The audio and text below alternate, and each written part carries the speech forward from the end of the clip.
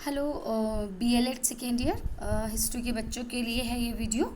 और इसके पहले हम लोगों ने क्या पढ़ा था, मुस्लिम काल के अंतर्गत पहले हमने इस्लाम के बारे में पढ़ा था।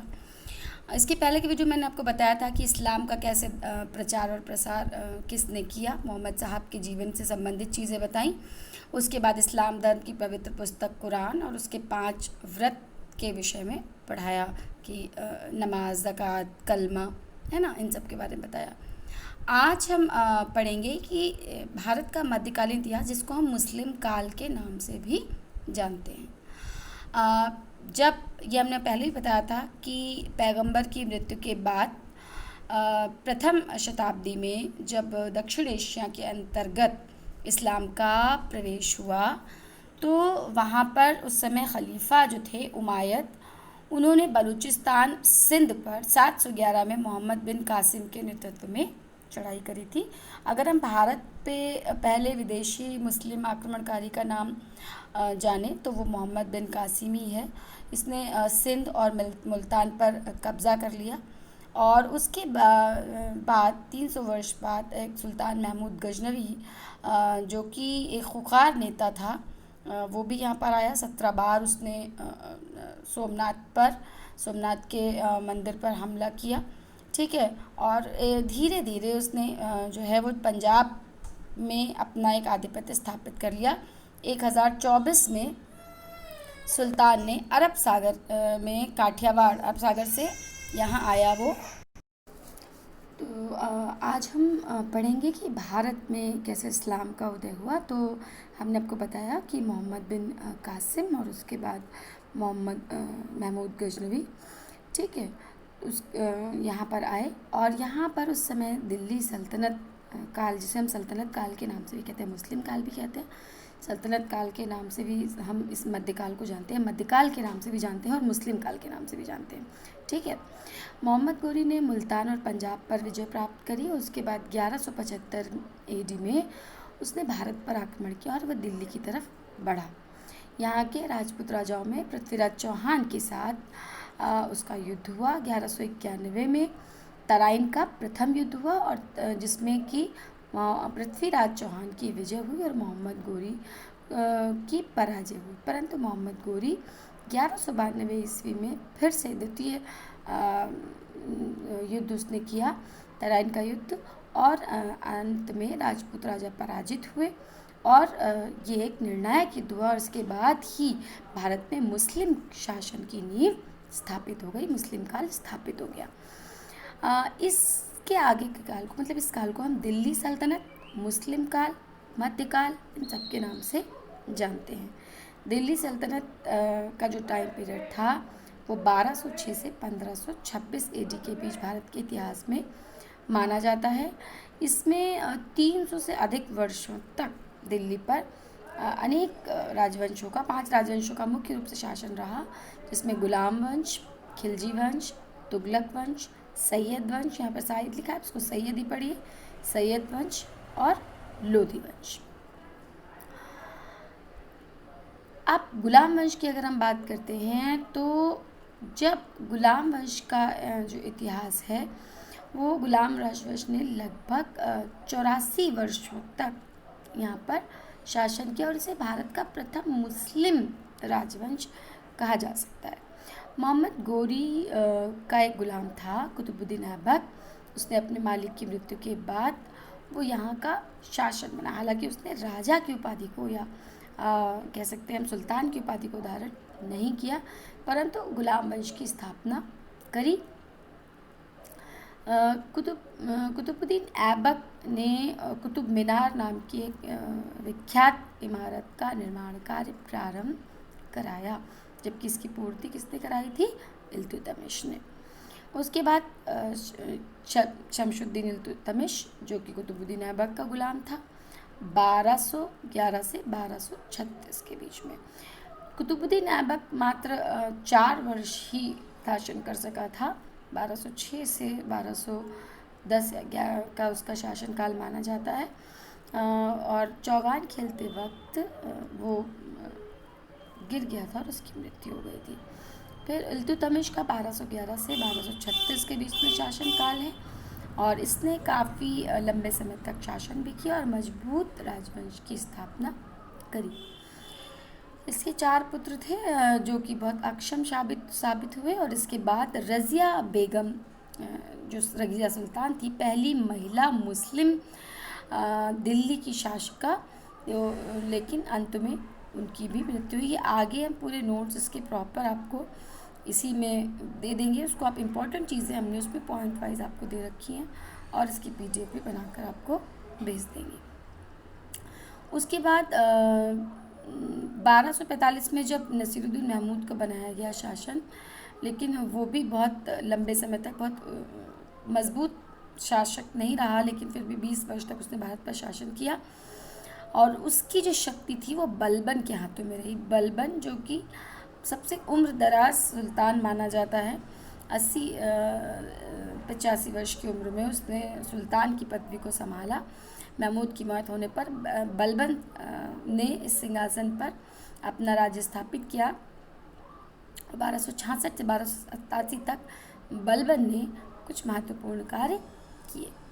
इसके बाद खिलजी वंश की स्थापना हुई। बलबन की मृत्यु के बाद सल्तनत कमज़ोर हो गई, यानी बगावतें शुरू हो गई और जलालुद्दीन खिलजी राजगद्दी पर बैठा। खिलजी वंश की जो टाइम पीरियड है 1290 में, पर जलालुद्दीन खिलजी का भतीजा जो कि बहुत अधिक महत्वाकांक्षी था, अलाउद्दीन खिलजी, जिसने षड्यंत्र करके, ठीक है, जलालुद्दीन खिलजी को मौत की घाट उतार दिया और स्वयं सुल्तान बन बैठा 1296 में। अलाउद्दीन खिलजी एक भारत के लिए एक महत्वपूर्ण शासक साबित हुआ, क्योंकि एक पहला मुस्लिम शासक जिसने पूरे भारत पर अपना आधिपत्य किया। बहुत सारी गुजरात, रणथंभौर, चित्तौड़, मालवा, दक्षिण विजय करी और 20 वर्ष के शासनकाल में उसके मंगोलों के कई बार आक्रमण हुए, परंतु अलाउद्दीन खिलजी बहुत बहादुर था और उसने मंगोलों को यहाँ से पछाड़ दिया। अलाउद्दीन खिलजी ने स्वयं को जो है सशस्त्र सेना तैयार करी और 1316 में परंतु उसकी मृत्यु हो गई। खिलजी वंश में हम बात कर रहे थे कि अलाउद्दीन खिलजी वैसे एक ऐसा शासक हुआ जिसके काल में बहुत सारे कर व्यवस्था सुधार और भूमि सुधार हुए, लेकिन वैसे वो एक निर्दयी और क्रूर शासक भी रहा। इसके समय में इसने बहुत सा, जिस तरह इसने जलालुद्दीन की हत्या करके स्वयं इसके शासन को हत्याया, उसी तरह मलिक काफूर ने भी इसकी हत्या करी और इसके अंतिम दिन बहुत मलिक काफूर के बाद मतलब इसको भी बहुत अधिक कष्ट सहना पड़ा। 1316 ईस्वी में जो इसका अंतिम समय था वो बहुत कष्ट में बीता। अलाउद्दीन की मौत हो गई और उसके साथ ही खिलजी वंश की समाप्ति भी हो गई। खिलजी वंश के बाद तुगलक वंश की स्थापना हुई। तुगलक वंश, गयासुद्दीन तुगलक जो कि अलाउद्दीन खिलजी के कार्यकाल में पंजाब का राज्यपाल था, 1320 AD में वो सिंहासन पर बैठा और उसके बाद मोहम्मद बिन तुगलक, इसका पिता, जो गयासुद्दीन तुगलक इसका पिता था, मोहम्मद बिन तुगलक ने अपने इस शासनकाल को पूरी तरह से शासन को अपने हाथों में ले लिया। ठीक है, मोहम्मद बिन तुगलक ने कुछ ऐसे डिसीजंस लिए जिसके कारण उसे पागल शासक भी कहकर बुलाया गया, क्योंकि उसके लिए गए सारे डिसीजंस बहुत अधिक गलत साबित हुए थे। ठीक है, इसको हम विस्तार से अभी बात करेंगे। पहले आप सुनते जाइए कि कौन कौन से शासक हुए। तुगलक वंश, जिसमें गयासुद्दीन तुगलक, मोहम्मद बिन तुगलक, फिरोज शाह तुगलक, फिर तैमूरों का आक्रमण हुआ। ठीक है, इसी के शासनकाल में फिर विजयनगर, जब तुगलक वंश अपनी शासन व्यवस्था को खो रहा था, अपनी शक्ति खो रहा था, तो विजयनगर साम्राज्य की स्थापना हुई। फिर सैयद वंश 1414 से 1450 ईस्वी तक, और उसके बाद लोदी वंश जिसमें बहलोल लोदी, सिकंदर लोदी और इब्राहिम लोदी प्रमुख रहे। ठीक, तो इस तरह हमने पढ़ा कि जो मुस्लिम काल में दिल्ली सल्तनत की बात कर रहे हैं तो 5 मुख्य राजवंश रहे: गुलाम वंश, खिलजी वंश, तुगलक वंश, सैयद वंश और लोदी वंश। ये शासनकाल जिसमें मैंने इसकी लिस्ट दी है, गुलाम वंश में कुतुबुद्दीन ऐबक 1206 से 1210 तक, फिर आराम शाह, इल्तुतमिश, रुकुद्दीन रज़िया बेगम, फिर बहराम शाह, महमूद शाह, नसीरुद्दीन महमूद, गयासुद्दीन बलबन, और इस वंश का अंतिम शासक था कैकुबाद। गुलाम वंश को गुलाम वंश क्यों कहा जाता है, इसको भी हमने इस नोट्स में दिया हुआ है कि क्योंकि इसके कुछ शासक गुलाम रह चुके थे इसके कारण, लेकिन इसका जो मुख्य नाम है वो इलबरी वंश कहना इसको अधिक उत्तम होगा, लेकिन फिर भी हम इसे गुलाम वंश के नाम से जानते हैं। इसका टाइम पीरियड 1206 से 1290। कुतुबुद्दीन ऐबक के बाद आराम शाह, ठीक है, आराम शाह के बाद इल्तुतमिश, क्योंकि इल्तुतमिश ने अच्छे लंबे समय तक शासन किया, और उसके बाद इल्तुतमिश के बाद उसका पुत्र रुकुद्दीन ऐबक, जो रुकुद्दीन था वो फिरोज शाह वो गद्दी पर बैठा, ठीक है। फिर ये सारे जिनका मैंने पहले भी वर्णन किया विस्तार से है। कुछ महत्वपूर्ण तथ्य भी इसमें हैं। कुतुबुद्दीन ऐबक को लाख बख्श कहकर बुलाया जाता था, लाखों का दान देने वाला।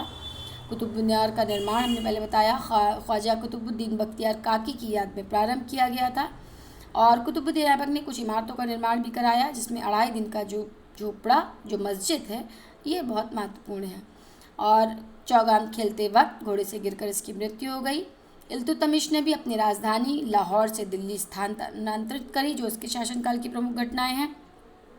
इसके शासनकाल में तुर्कान चहलगानी 40 तुर्कों का एक समूह था जो संपूर्ण राज्य की देखरेख किया करता था, शासन व्यवस्था का देखरेख करता था।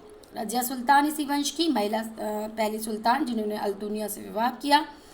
उसके बाद नसीरुद्दीन महमूद, जो कि बहुत ईमानदार शासक माना जाता है, क्योंकि अपनी रोजी रोटी कुरान की नकल करके और टोपी सीख कर चलाता था। फिर गयासुद्दीन बलबन, जो कि क्रूर शासक था, और उसने अपने विरोधियों के विरुद्ध लौह एवं रक्त की नीति को अपनाया था, मतलब वो सीधे जो है मृत्युदंड ही सुनाया करता था।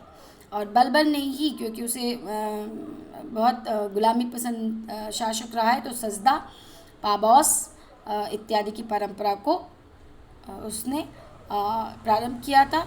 फिर फारसी में नवरोज उत्सव का प्रारंभ भी उसी के शासनकाल में हुआ था। खिलजी वंश हमने बताया आपको, जलालुद्दीन फिरोज़ खिलजी, अलाउद्दीन खिलजी, कुतुबुद्दीन मुबारक शाह और नसीरुद्दीन खुसरो शाह। ये खिलजी वंश के प्रमुख तथ्य क्या हैं? गुलाम वंश के अंतिम शासक को मारा, खिलजी वंश की स्थापना करी जलालुद्दीन फिरोज़ खिलजी ने। फिर फिरोज़ खिलजी कहते हैं उसके भतीजे और दामाद, जो कि अलाउद्दीन खिलजी था, उसने करी। अलाउद्दीन खिलजी ने अपनी सफलता से प्रोत्साहित होकर स्वयं सिकंदर सानी यानी कि द्वितीय सिकंदर की उपाधि को धारण किया। इसी ने जजिया कर और जकात कर इसको भी लगाया, ठीक है। हर तरह से करों को लिया जाता था, लेकिन बाजार नियंत्रण इसकी बहुत महत्वपूर्ण प्रणाली रही, जिससे कोई भी काला बाजारी वगैरह करने से डरता था। फिर आता है तुगलक वंश, गयासुद्दीन तुगलक प्रथम शासक, मोहम्मद बिन तुगलक द्वितीय, फिर फिरोज शाह तुगलक, गयासुद्दीन तुगलक द्वितीय, अबू बकर, नसीरुद्दीन मोहम्मद शाह, अलाउद्दीन सिकंदर शाह और नसीरुद्दीन महमूद शाह अंतिम शासक इसका रहा। इस वंश के प्रमुख तथ्यों के बारे में हम बात करें तो गयासुद्दीन तुगलक अपने साथ गाजी शब्द का प्रयोग करता था। इसने अपने शासनकाल में कुओं और नहरों का निर्माण कराया। ऐसा पहला सुल्तान माना जा सकता है जिसने कि नहरों का निर्माण कराया। इसके बाद इसका जो पुत्र था जौना खां, जिसे भी कहा जाता है, जूना खां भी कहा जाता है, और मोहम्मद बिन तुगलक कहा जाता है, दिल्ली के शासन पर बैठा। शिक्षित और विद्वान था, लेकिन दूरदर्शी बिल्कुल नहीं था। इसकी सारी नीतियाँ और सारे निर्णय असफल हुए। 4 नीतियाँ दोआब क्षेत्र में वृद्धि कर दी, जिससे क्या हुआ कि वहाँ पर पहले ही अकाल पड़ा हुआ था, इसने जानकारी नहीं ली, जिसके कारण वहाँ के किसान बहुत बुरी दशा में आ गए। राजधानी परिवर्तन किया दिल्ली से देवगिरी, वो भी गलत हुआ। सांकेतिक मुद्रा का प्रचलन किया, जो कि लोगों ने उसको गलाने का काम, ढलाई की कोई सुरक्षा नहीं थी, इसलिए वो जनता उसको गलाकर अपने पास रख लेती थी, तो ये मुद्रा प्रचलन भी समाप्त गलत साबित हुआ, और खुरासान और कराची अभियान भी असफल रहा। इसी के शासनकाल में हरिहर बुक्का नामक 2 भाइयों ने विजयनगर साम्राज्य की स्थापना करी, और कहीं ना कहीं तुगलक वंश की समाप्ति प्रारंभ हो गई। इब्न बतूता इसी के काल में भारत में आया, और जो बदायूनी था वो उसी के दरबार में था। उसने अपनी कहा कि जब उसकी मृत्यु हुई मोहम्मद बिन तुगलक की, कि राजा को अपनी प्रजा से और प्रजा को अपने राजा से मुक्ति मिल गई। फिरोज शाह तुगलक के जो शासनकाल थे वो उसमें 24 कष्टदायक करों को समाप्त कर दिया गया और उसने केवल 4 कर खराज, खुम्स, जजिया और ज़कात वसूल किए। फिरोज शाह तुगलक ने ब्राह्मणों पर भी कर लगाया, जबकि इसके पहले जजिया कर ब्राह्मणों पर नहीं लगता था। फिर उसने ही टोपरा, खिजराबाद में और मेरठ से अशोक स्तंभ को लाकर दिल्ली में स्थापित किया। और फिरोज शाह तुगलक ने ही उड़ीसा में के शासक भानुदेव को हराया और जगन्नाथ मंदिर को ध्वस्त किया था। उसकी जो बुर्ज था उसको, मंदिर को भी ध्वस्त किया था। फिरोज शाह तुगलक के लिए ही कहा जाता है कि ज्वालामुखी मंदिर को ध्वस्त करने का उसने प्रयास किया। 13,000 ग्रंथों को लूटकर उनका फारसी अनुवाद भी कराया था, जिसे दलाते ही फिरोज शाही नाम दिया गया। और इसने स्वयं अपनी आत्मकथा लिखी थी जिसमें फतुहात फिरोज शाही उसका नाम है, इसने लिखी थी। नसीरुद्दीन शाह इसका, मोहम्मद शाह इसका अंतिम, इस वंश का अंतिम शासक रहा। इसके बाद तैमूर लंग ने दिल्ली पर आक्रमण किया और फिर सैयद वंश का सूत्रपात हुआ। सैयद वंश का संस्थापक खिज्र खां रैयत आला नाम से वो संतुष्ट रहा, उसने ऐसी कोई बड़ी उपाधि को धारण नहीं किया। उसके बाद उसका पुत्र हुआ मुबारक खां। मुबारक खां के दरबार में तारीख मुबारक शाही लिखने वाला एक लेखक सरहिंदी था, जिसने मुबारक खां के समय की जो पूरा विस्तार था उसको लिखा है। यमुना के तट पर मुबारक शाह ने मुबारकबाद नामक एक नगर को बसाया। फिर लोधी वंश आया, जिसमें बहलोल लोधी, सिकंदर लोधी और इब्राहिम लोधी 3 शासक रहे। बहलोल लोधी ने भी दिल्ली की सल्तनत पर बैठते हुए जो बैठा था वो पहला अफगानी शासक रहा और गाजी नाम की उपाधि को इसने भी धारण किया था। ठीक है। 1504 में इसका पुत्र सिकंदर लोधी आगरा शहर की स्थापना करके फेमस हुआ और उसने अपनी राजधानी आगरा को ही बनाया। सिकंदर शाह लोधी ने ही माप का एक पैमाना बनाया था, जिसे गज सिकंदरी कहा जाता है। और इसने भी ज्वालामुखी मंदिर पर आक्रमण किया और माना जाता है कि इसकी मूर्तियों को तुड़वाया था। तो ये आपका इब्राहिम लोधी, जो सिकंदर शाह लोधी के बाद इसका पुत्र इब्राहिम लोधी गद्दी पर बैठा। और इब्राहिम लोधी के शासनकाल में जो महत्वपूर्ण घटना थी वो बाबर और इब्राहिम लोधी का युद्ध था। माना जाता है कि इसके चाचा ने ही काबुल से बाबर को एक पत्र लिखा था कि इब्राहिम लोधी दिल्ली का जो सल्तनत है वो ठीक से संभाल नहीं पा रहा है, कृपया आप आकर यहाँ पर इस शासन को संभालें। तो बाबर और इब्राहिम लोधी के बीच 21 अप्रैल 1526 में पानीपत का प्रथम युद्ध हुआ, जिसमें इब्राहिम लोधी हार गया और उसके बाद इब्राहिम लोधी मारा गया और दिल्ली सल्तनत का अंत हो गया। मुस्लिम काल का ये जो सल्तनत काल है इसका अंत हो गया, क्योंकि इसके बाद मुग़ल साम्राज्य की स्थापना हुई। ये कुछ चीज़ें मैंने आपको, इसमें जो कुछ ऐसी इमारतें हैं जो अनेक शासकों ने बनवाई हैं, इसको आप ठीक से पढ़ लीजिएगा। कुछ टॉपिक्स या कुछ हो सकता है कभी आपसे इसके बारे में पूछा जाए। इसी मुस्लिम काल के पश्चात, इसी मध्यकाल में ही धार्मिक और सामाजिक सुधारों की एक धारा भी बही।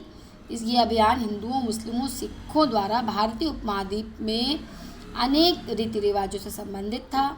ठीक है, कि दरगाह में कव्वालियाँ, हिंदू मंदिरों में कीर्तन, गुरुद्वारे में गुरबानी, ये सब कहीं ना कहीं मध्यकाल के इतिहास में जो सूफी आंदोलन और भक्ति आंदोलन हुआ उसी से उत्पन्न हुए कहे जाते हैं। इसमें हिंदुओं के क्रांतिकारी अभियान के नेता शंकराचार्य को कहा जाता है, आदिगुरु शंकराचार्य। और उसके बाद चैतन्य महाप्रभु, नामदेव, जयदेव, इन सब ने इस आंदोलन को गति प्रदान करी। रामानंद, जो कि राम मार्गी थे, राम के उपासक थे, इन्होंने भी इसको भक्ति आंदोलन को इसमें केंद्रित किया। उसके बाद चैतन्य महाप्रभु जो कृष्णपंथी थे, उन्होंने जो है वो ये भी एक ऐसे समाज सुधारक थे, हिंदू भिक्षु थे और भक्ति और योग के प्रवर्तक कहे जा सकते हैं। मेन 12वीं और 13वीं शताब्दी में नामदेव और संत कबीरदास भी हुए, जिन्होंने जगत उस समय जो भारतीय परंपरा में जो व्याप्त कुरीतियाँ थी, चाहे वो हिंदू धर्म में हो चाहे मुस्लिम धर्म में हो, उनको समाप्त करने पर बल दिया। और निर्गुण शाखा के प्रथम कह सकते हैं निर्गुण भक्ति शाखा के ये कवि हुए। प्रथम सिख गुरु की अगर हम बात करें तो गुरु नानक जी निर्गुण भक्ति के संत थे, समाज सुधारक थे। इन्होंने धार्मिक शत्रुता और रीति रिवाजों का विरोध किया। उन्होंने कहा ईश्वर एक है। हिंदू और मुस्लिम धर्म की औपचारिकताओं और रीति रिवाज दोनों की इन्होंने आलोचना की। तो अनेक संप्रदायों का उदय हुआ। वैष्णव संप्रदाय में कृष्ण भक्ति शाखा और राम भक्ति शाखा, उसके बाद फिर उसमें भी तुलसीदास रहे, ठीक है, कृष्ण के सूरदास रहे। इस तरह अलग अलग इसमें अनुयायी हुए। सूफीवाद में भी दरवेश, फकीर, इन्होंने भी कहा कि वैराग्य की प्राप्ति को अपनाकर और संपूर्ण जीवन ईश्वर अल्लाह की ओर लगाकर हम जो है वो ईश्वर को प्राप्त कर सकते हैं। तो इस्लामिक समुदाय में इसने अपना प्रभाव स्थापित किया। हालांकि सूफी संत जो है वो धर्म जाति से समुदायों से बढ़कर मानवता के हित को प्रोत्साहन देते थे, ठीक है। और इसमें कई सारे ऐसे सूफी रहे, इनका एक अपना विशेष मकसद था कि वो ईश्वर को जो है अपना आशिक मानते थे, यानी कि अपना ऐसा जिसे वो प्रेम करते हों। तो इसका एकमात्र संघर्ष क्या था कि आध्यात्मिकता को ही पवित्रता मानना और नैतिकता का पाठ पढ़कर इस संघर्ष रूपी दुनिया में शांति और सौहार्द लाने का प्रयास करना। तो इन्होंने भी धार्मिक समुदाय के बीच भाईचारे की भावना को उत्पन्न किया। इतने अधिक मुस्लिम आक्रमण के रक्तपात के बाद ये भक्ति आंदोलन, सूफी आंदोलन, इसी का एक प्रत्युत्तर कहा जा सकता है। तो ये आपका जो सल्तनत काल और मुस्लिम काल की अगर हम बात करें वो समाप्त हो गया है। इसको आप ठीक से पढ़िएगा। कोई ऐसी चीज़ है अगर कि आपको उसको नोट्स में चाहिए तो मैं ऐसा करूँगी कि इसको PDF बनाकर जितना भी मैंने पढ़ाया है वो भेज दूँगी, उससे रिलेटेड आप नोट्स अपने बना लीजिए।